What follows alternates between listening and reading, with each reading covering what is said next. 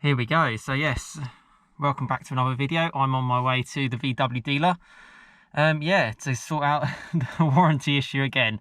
So I am going to feed back once I get back. But what I'm going to do is I'm going to leave a camera in the car and see if I spot anything. Hopefully I don't rag my car around again. But yeah, this is kind of a follow-up video to a link above. Yeah, a bit more warranty work needed for my Golf R. And yeah, I'll let you know how it all goes once I'm out. So yeah, let's get on with this one. Hi there guys, Sam here and welcome back to the video. Hope you enjoyed that little intro to the video. And yeah, I've actually just got back from the dealership, so it's all been done. I've also checked out a bit of footage that I had just to see how it all went about. You know, it's interesting during this time, during COVID. I also didn't have the best of experiences previously. Yeah, as I've mentioned in a previous video at this dealership. And yeah, basically before I checked all the footage, my actual kind of thoughts were it's actually a really good experience. Got in there, they explained it all. I work using a laptop, work in IT, so you know, it didn't actually cost me any time because I just sat in the dealership, tethered off my phone and worked. So on that side, it's nice and smooth and nice and easy, which is great. Have to wear a mask, but you just have to kind of get used to that kind of thing. About 45 minutes later, came back, explained a bit about it. So explained that VW had contacted them to just say any sort of battery work that has been done, they would like it to then be like almost checked over again. So it had a proper like test and all that kind of stuff on it.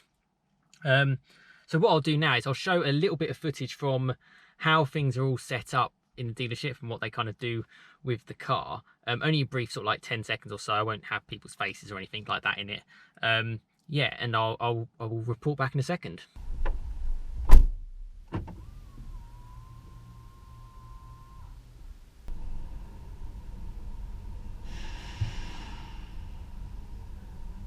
So yeah, you've just seen that little clip there. So first thing they do, they cover up the whole steering wheel, they cover up the seats, they're wearing gloves. Yeah, it's just the way now. It's very hard to stop every sort of type of contamination. So when I get back into the car, now that I've come back, I just do a quick disinfectant and stuff, all the boring stuff that we just have to get used to nowadays. But yeah, I reviewed the footage and that side of things, it was really, really good. Although I checked, you know, the footage I had is about an hour long.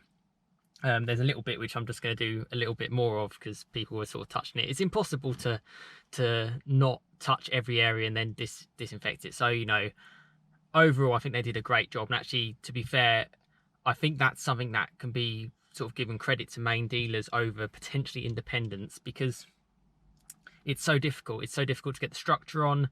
It's so difficult to do it when you're trying to make business and sell cars and, you know, service cars. It's really a challenging time for car dealers. And actually on the positive side for this dealer as well, it's a nice open big showroom, all glass windows and stuff. So I was able to just chill out there and work. Whereas you know, for some specialists and stuff, it can be quite a tight room. You know, it's not necessarily the most expensive place. It can sometimes just be like a back alley garage kind of thing, and there's nothing wrong with that, but in this like image obsessed world, VW obviously want to make it look nice, and that makes it nice and easy to actually, you know, it didn't cost me any time of my day to actually do some work. I'm recording this during lunch, by the way, if you hadn't realized.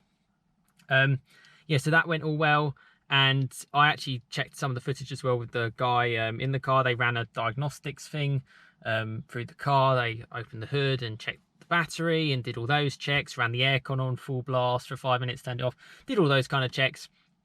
Good 45 minutes, really thorough actually, and they don't miss a beat in terms of their timing. So I was actually quite impressed. It's quite interesting seeing how it's all done. Yeah, and it was all good, you know, and I've come back here, car's fine, and I'm happy it got done. You know, at the end of the day, she said that it's just, yeah, just almost a precautionary check, and I'd rather it get tested to make sure everything's fine than find myself stranded in months to come or even years to come, to be honest with you. I want this, you know, I don't fancy getting caught out. This is my daily car. I use it for everything. So, yeah, I don't want to get messed around. So actually, you know, for this particular experience, it was fine. And it's kind of given me a little bit more confidence back with them, actually, which is a good thing. yeah, so overall, really happy. You know, it's not just I'm not just trying to do videos to say like, oh, really unhappy experience at a dealer. You know, I'll say what I feel. So this one, it's just it was a good experience, and I hope it gives you a lot of an idea again around my ownership of my Golf R. So yeah, hopefully that gives you some decent enough insight there. And yeah, it certainly made me happy with the car now that it's in one piece. You know, no one wants made like, it stopped me doing plenty of things, that battery cutting out. So it's nice that it's all done. And yeah, it's interesting to compare, because I've spoken to a lot of you guys, subscribers, and I was kind of with you initially. Maybe my mind changes every other day. And the advantages to like a specialist dealer to a, you know, an independent dealer, and yeah, from a main VW dealer. And obviously for this particular experience, I you know, it worked perfectly for my day, for me and my circumstances. Whereas I'm not quite sure, and with all the COVID stuff, with all the kind of safety stuff that goes in, watching that footage back, it just gave me a little bit more confidence actually. And you know, I've got an MOT that needs doing in a couple of months, so I might show that as well, just to give my feedback on my ownership, because that's what I do. Anything that kind of goes on with this car, I like to share it, and yeah, and give you feedback. But ultimately the Golf R is going well, it's going strong, I love it. I don't think you know, I saw a few Mark 8 Golfs in there. I posted one on the YouTube community thing, and I tried to imagine it not shiny and not gleaming, and not you know, no miles and no tyre black around the wheels. And I tried to imagine it what it'd be like in real life, like what I would do with a car, and it didn't give me all that, you know, good impression that it's a car to go for. It just feels like we're in a world, particularly if you're going to be spending, for like me, for a Mark 8 Golf R, close to £40,000. It's got to be something out of this world. And I just, yeah, I mean, maybe you never know what will happen in this life. But to be honest with you, I think you're more likely on this channel to see me obviously doing plenty of other content. I love the content that I do with the Mark 8 Golf R and everything on it about the channel. But I can't see this Mark 7 Golf R going anywhere soon. 3-door, manual, in grey, limestone grey, metallic, you know, 4-wheel drive. It's a great car, you know. Yeah, I absolutely love it, and I just don't know what would beat it. The only thing that worries me at the moment is it doesn't look like I'll be going back into the office where I work in London this year, really. That's what we've kind of had a bit of confirmation today on that, actually. And that obviously puts things into question. There's obviously good points and bad points around it. Bad points being, you know, this car's kind of got to justify itself financially. You know, I don't really fancy a 20 grand car just kind of sitting doing nothing. And yeah, it's got to be useful, and ultimately it's a depreciating asset, all that kind of stuff.